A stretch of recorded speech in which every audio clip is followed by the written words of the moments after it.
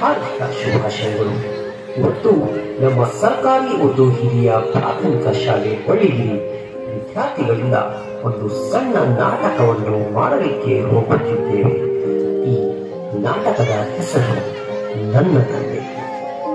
ನೈಜ ಜೀವನದಲ್ಲಿ ಯಾವ ತರಹ ನಮ್ಮ ತಂದೆ ತಾಯಿ ನಮ್ಮನ್ನು ಪ್ರೀತಿಸುತ್ತಾರೆಯೋ ಅದೇ ತರಹ ಈ ನಾಟಕದಲ್ಲಿಯೂ ಸಹ ಒಬ್ಬ ತಂದೆ ತನ್ನ ಮಗನಿಗೋಸ್ಕರ ಏನೇನು ಕಷ್ಟಪಡುತ್ತಾರೋ, ತ್ಯಾಗ ಮಾಡ್ತಾರೋ ಮತ್ತು ಅವರ ಮಗ ಕಂಡ್ರೆ ಎಷ್ಟು ಪ್ರೀತಿ ಎಂಬುದನ್ನು ಈ ನಾಟಕದಲ್ಲಿ ವೀಕ್ಷಿಸೋಣ ಬನ್ನಿ.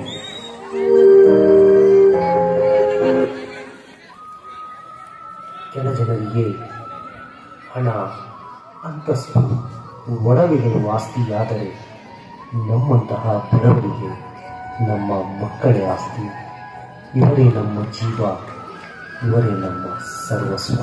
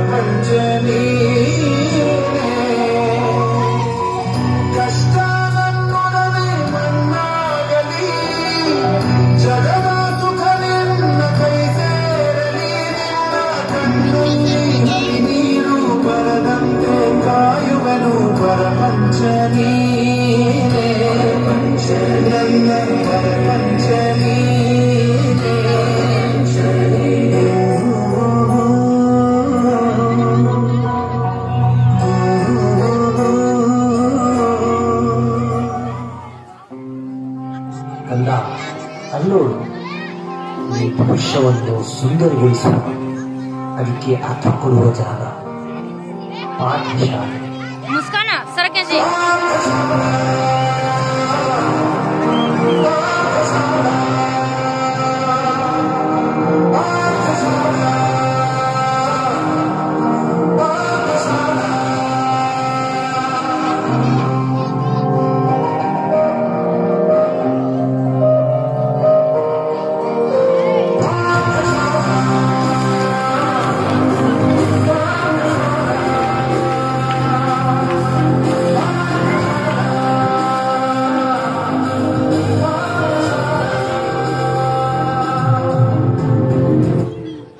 ವರ್ಷಗಳ ನಂತರ.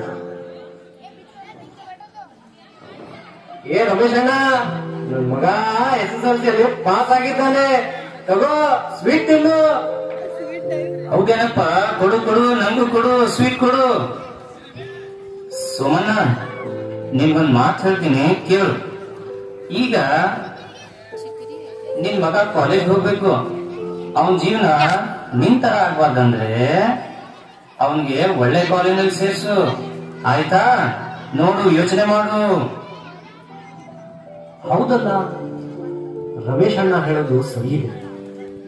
ನನ್ನ ಮಗನ ಭವಿಷ್ಯ ಚೆನ್ನಾಗಾಗ್ಬೇಕಂದ್ರೆ ಅವನಿಗೆ ಒಳ್ಳೆ ಕಾಲೇಜಿಗೆ ಸೇರಿಸ್ಬೇಕು. ನಾಳೆಗೆ ಹೋಗಿ ಜಾಸ್ತಿ.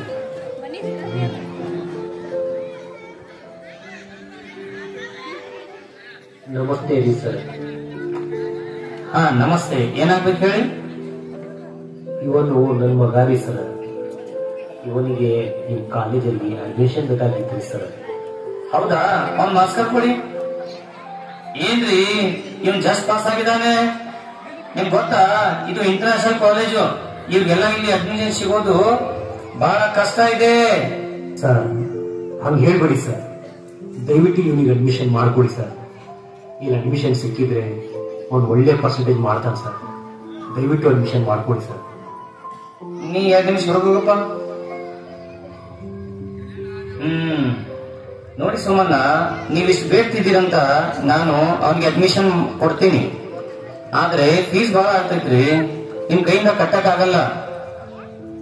ಸರ್, ಅವನಿಗೋಸ್ಕರ ನಾವು ಏನ್ ಬೇಕಾದ್ರೂ ಮಾಡಕ್ಕೂ ಸಿದ್ಧ ಸರ್. ಎಷ್ಟಾಗ್ತೈತ್ರಿ ಸರ್ ಅಡ್ಮಿಷನ್ ಫೀಸ್ ಹೇಳಿ ಸರ್. ಸೋಮಣ್ಣ ಅವ್ರೆ, ಬರೋಬ್ಬರಿ 1 ಲಕ್ಷ ಆಗತ್ತೆ ರೀ. ಇದನ್ನ ನೀವು ಕಟ್ಬೋದಾ? 1 ಲಕ್ಷನ? ಅಯ್ಯೋ, ಏನ್ ಮಾಡೋದು, ಹೇಗ್ ಮಾಡೋದು? ಅವನ ಭವಿಷ್ಯ ಚೆನ್ನಾಗಾಗ್ಬೇಕಂದ್ರೆ ನಾನೇನಾದ್ರೂ ಮಾಡಲೇಬೇಕು. ಆಯ್ತ್ರಿ ಸರ್, ನಾಳೆ ಬಂದು ನಾನು ರೊಕ್ಕ ಕಟ್ಟಿ ಹೋಗ್ತೀನಿ ಸರ್. ಓಕೆ. ನೀವ್ ಒಳಗ್ ಬಾರಪ್ಪ. ನೋಡಪ್ಪ, ಎಲ್ಲಾ ಚಟಗಳನ್ನ ಬಿಟ್ಟು ಅಭ್ಯಾಸದ ಕಡೆ ಗಮನ ಕೊಡ್ಬೇಕು, ತಿಳಿತಾ? ಹ್ಞೂ ರೀ ಸರ್, ಮಾಡ್ತೀನಿ.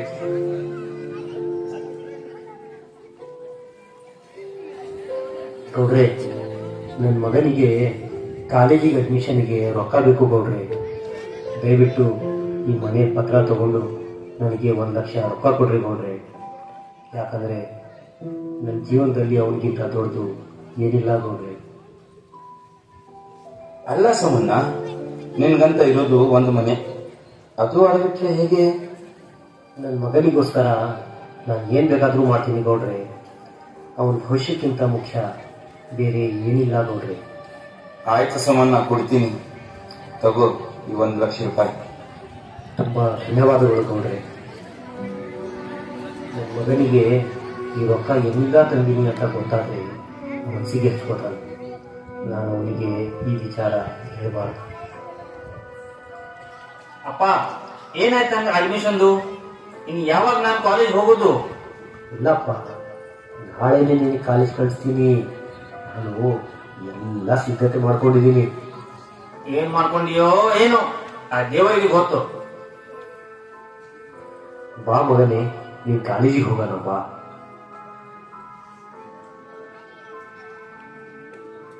ಮಗ, ನೀ ಇಲ್ಲೇ ಇರು, ನಾ ಒಳಗೋಗಿ ಬರ್ತೀನಿ, ಆಯ್ತಾ?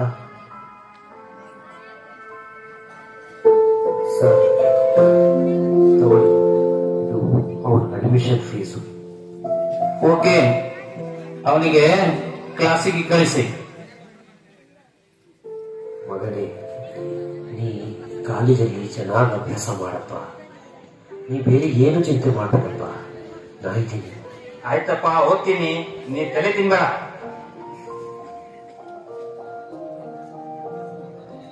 ಏನ್ ದೋಸ್ತ, ನೀವು ಅಡ್ಮಿಷನ್? ಹೌದು. ಬಾ ಮಗ, ಇಲ್ಲಿ ನಾವು ಕೂಡ ನ್ಯೂ ಅಡ್ಮಿಷನ್. ನಾವೆಲ್ಲ ನಿಮ್ ಫ್ರೆಂಡ್ಸ್. ಇದು ಕಾಲೇಜು ಲೈಫ್ ಎಂಜಾಯ್ ಮಾಡೋ ಜಾಗ ಕಣೋ. ಇಲ್ಲ ಕಣ್ರು, ನಾನು ಓದ್ಬೇಕು. ನಾವೇನು ಆಡಕ್ ಬಂದಿದೀವ? ನಾವು ಅದಕ್ಕೆ ಬಂದಿರೋದು. ಮಗ, ಓದಕ್ಕೆ ಇಡೀ ಜೀವನನೇ ಇದೆ. ಆಮೇಲೆ ಓದಿದ್ರೆ ಆಯ್ತು. ಇವಾಗ ಆಟ, ಆಮೇಲೆ ಪಾಠ. ಕಾಲೇಜ್ ಅಂದ್ರೆ ಏನ್ ಗೊತ್ತಾ? ಕಾಲೇಜ್ ಅಂದ್ರೆ ಕಾಲ ಕಲಿಯೋ ಏಜೋ. ನಡಿ ಮಗ, ಮಜಾ ಮಾಡೋನು. ಹಾ, ನಡಿ ನಡಿ.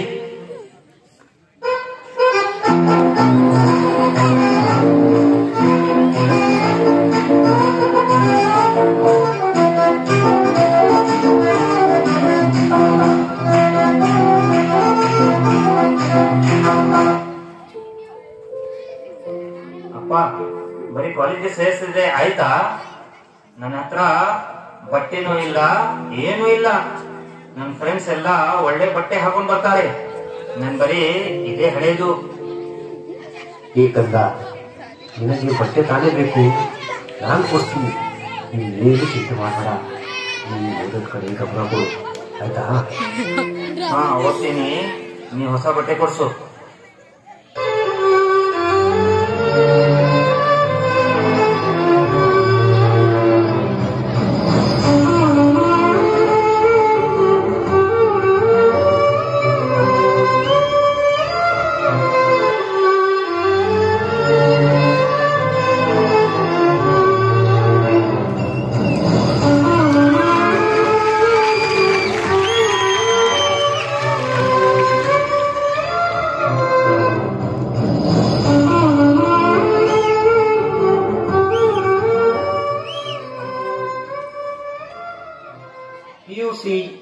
First year result.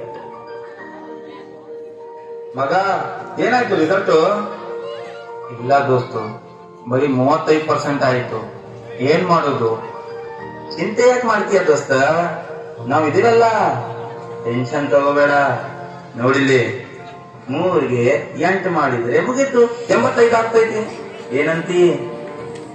ಏನ್ ಐಡಿಯಾ ಕೊಟ್ಟಿ ಮಗ, ಸೂಪರ್ ಐತಿ. ಈಗ ಅಪ್ಪನಿಗೆ ಹೋಗಿ ಹೇಳ್ತೀನಿ, ಅಪ್ಪ ಇವತ್ ನನ್ ಫಸ್ಟ್ ಇಯರ್ ರಿಸಲ್ಟ್ ಬಂತಪ್ಪ. ಹೌದಾ ಮಗನೇ, ಏನಾಯ್ತು ಹೇಳು, ಎಷ್ಟು ಪರ್ಸೆಂಟೇಜ್ ತಗೊಂಡಿ? ಎಷ್ಟ್ ತಗೊಂಡಿನಿ ಗೊತ್ತಾ? 85% ತಗೊಂಡಿನಿ, ಅಂದ್ರೆ ಡಿಸ್ಟಿಂಕ್ಷನ್. ಹೌದೇನಪ್ಪ, ನನಗೆ ಕೇಳಿ ತುಂಬಾ ಖುಷಿ ಆಯ್ತು ನೋಡು. ಕೊನೆಗೂ ನೀನ್ ಪಟ್ಟಿದ ಶ್ರಮಕ್ಕೆ ಫಲ ಸಿಕ್ತು ನೋಡಪ್ಪ. ಅಪ್ಪ ನಾ ಎಲ್ಲರಿಗೂ ಹೇಳ್ತೀನಿ, ಆಯ್ತಾ? ಆಯ್ತಪ್ಪ. ದೇವರೇ, ಕೊನೆಗೂ ನನ್ನ ಕನಸುಗಳು ನೆನಸಾಗುತ್ತಿವೆ.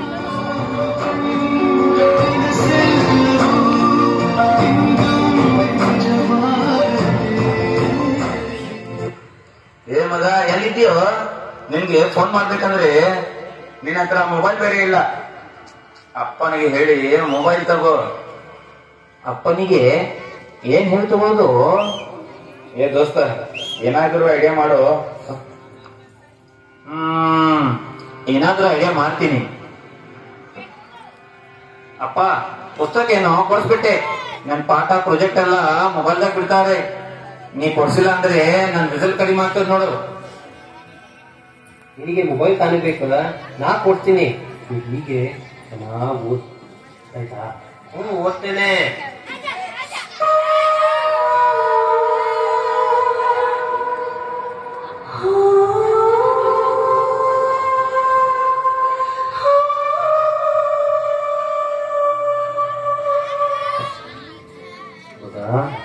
ನೋಡಪ್ಪ ಮೊಬೈಲು. ಎಸ್, ನಾನಿವಾಗ ಓದ್ಬೇಕು, ನಾ ಹೋಗ್ತೇನೆ. ಆಯ್ತಪ್ಪ.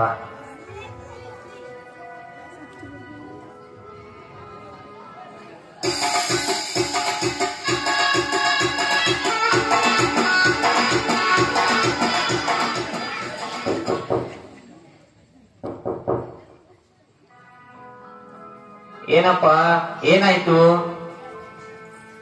ಏನಿಲ್ಲಪ್ಪ, ನೀನು ಏನ್ ಮಾಡ್ತಿದೀಯ ಅಂತ ನೋಡಕ್ ಬಂದೆ. ಹೋಗ್ತಾ ಇದ್ದೀನಪ್ಪ, ನೀ ಪದೇ ಪದೇ ಡಿಸ್ಟರ್ಬ್ ಮಾಡ್ಬೇಡ. ಆಯ್ತಪ್ಪ, ಆಯ್ತು. PUC ಸೆಕೆಂಡ್ ಇಯರ್ ಪರೀಕ್ಷೆ.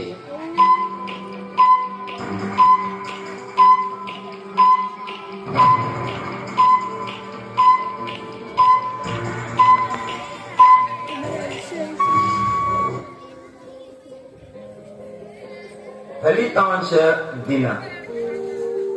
ದೋಸ್ತ, ಏನಾಯ್ತು ರಿಸಲ್ಟ್? ರಿಸಲ್ಟ್ ಫೇಲ್ ಆಗಿದ್ದೀನಿ.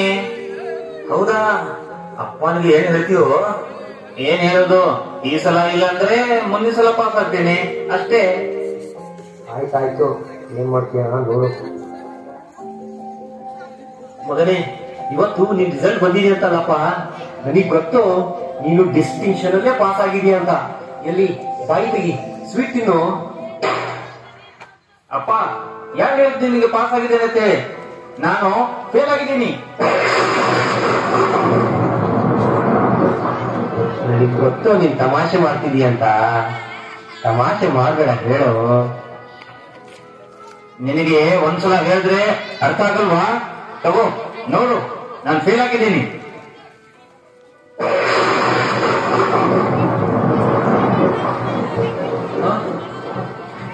ಬೇಡ, ಮತ್ತು ಫಸ್ಟ್ ಇಯರ್ ಅಲ್ಲಿ ಡಿಸ್ಟಿಂಕ್ಷನ್ ಬಂದಿದ್ದು ಅದೆಲ್ಲ ಸುಳ್ಳು, ಅದು ನಾನೇ ತಿದ್ದಿದ್ದು.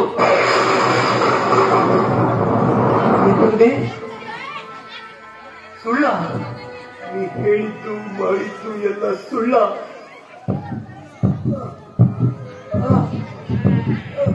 ಅಪ್ಪ, ಅಪ್ಪ, ಏನಾಯ್ತಪ್ಪ? ಏನಾಯ್ತು? ಅಪ್ಪ ಹೇಳಪ್ಪ, ಏನಾಯ್ತು? ಡಾಕ್ಟರ್,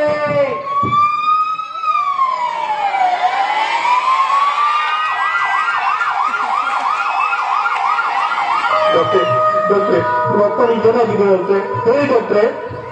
ನಿಮ್ಮ ಅಪ್ಪನಿಗೆ ಅಟ್ಯಾಕ್ ಬಂದಿದೆ, ಬೇಗ ಆಪರೇಷನ್ ಮಾಡಬೇಕು. ಆಪರೇಷನ್ಗೆ 2 ಲಕ್ಷ ಖರ್ಚಾಗುತ್ತೆ. 2 ಲಕ್ಷ ಏನ್ ಮಾಡೋದು ದೇವ್ರೆ, ಏನ್ ಮಾಡೋದು? ಗೌಡ್ರೆ ಗೌಡ್ರೆ, ನಮ್ಮ ಅಪ್ಪನಿಗೆ ಅಟ್ಯಾಕ್ ಬಂದಿದೆ, ದಯವಿಟ್ಟು 2 ಲಕ್ಷ ಕೊಡಿ ಗೌಡ್ರೆ, ದಯವಿಟ್ಟು ಕೊಡಿ. ನಿಮ್ಮಪ್ಪ ಅವತ್ತೇ ನಿಮ್ ಕಾಲೇಜ್ ಅಡ್ಮಿಷನ್ಗಂತ ಮೊಬೈಲ್ಗಂತ ಲಕ್ಷಾಂತರ ಹಣ ತಗೊಂಡು ಹೋಗಿದ್ದಾನೆ ಗೊತ್ತಾ? ಏನು? ನಮ್ಮಪ್ಪ ನನ್ಗೋಸ್ಕರ ಇಷ್ಟೆಲ್ಲ ತ್ಯಾಗ ಮಾಡಿದಾರ? ಅಯ್ಯೋ ಅಯ್ಯೋ, ತನ್ನ ಬಗ್ಗೆ ಸ್ವಲ್ಪ ಯೋಜನೆ ಮಾಡದೆ ನನಗೋಸ್ಕರ ಮನೆ ಮಠ ಎಲ್ಲ ಮಾಡಿ ತನ್ನ ಜೀವನವನ್ನು ತ್ಯಾಗ ಮಾಡಿದಪ್ಪ. ಕ್ಷಮಿಸ್ಬಿಡಪ್ಪ, ನನಗೆ ಕ್ಷಮಿಸ್ಬಿಡಪ್ಪ. ಅಪ್ಪ ಎದ್ದೇಳಪ್ಪ, ಅಪ್ಪ ಅಪ್ಪ ಪ್ಲೀಸ್ ಅಪ್ಪ ಎದ್ದೇಳಪ್ಪ.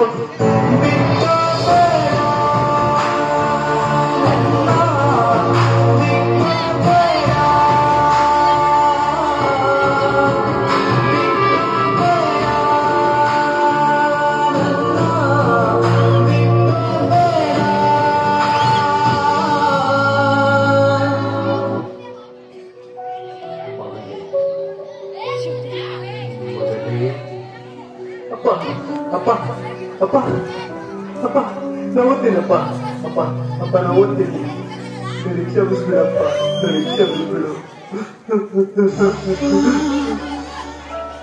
ಐ ಲವ್ ಯು ಅಪ್ಪ, ಐ ಲವ್ ಯು. ನೋಡಿದ್ರಲ್ಲ ಸ್ನೇಹಿತರೆ, ನಮ್ಮ ತಂದೆ ತಾಯಿ ನನಗೋಸ್ಕರ ಏನು ಬೇಕಾದರೂ ಮಾಡ್ತಾರೆ ಎಂಬುದಕ್ಕೆ ಈ ನಾಟಕವೇ ಉದಾಹರಣೆ. 3 ಗಂಟೆ ನಟನೆ ಮಾಡುವ ನಟನಿಗೆ ನೀವು ಹೀರೋ ಅಂತೀರಿ, ಆದರೆ ತಮ್ಮ ಮಕ್ಕಳನ್ನು ಎದೆಯಲ್ಲಿ ಇಟ್ಟುಕೊಂಡು ಸಾಯುವ ತನಕ ನೋಡಿಕೊಳ್ಳುವ ಆ ಅಪ್ಪನೇ ಕಂಡು ನಿಜವಾದ ಹೀರೋ. ಹಾಗಾದರೆ ಬನ್ನಿ ಸ್ನೇಹಿತರೆ, ಈ ಸ್ವಾತಂತ್ರ್ಯ ದಿವಸದಂದು ನಮಗೆ ಜನ್ಮ ನೀಡಿರುವಂತಹ ತಂದೆ ತಾಯಿಯವರಿಗೆ ಒಂದು ಸಲ ಜೈ ಹಿಂದ್.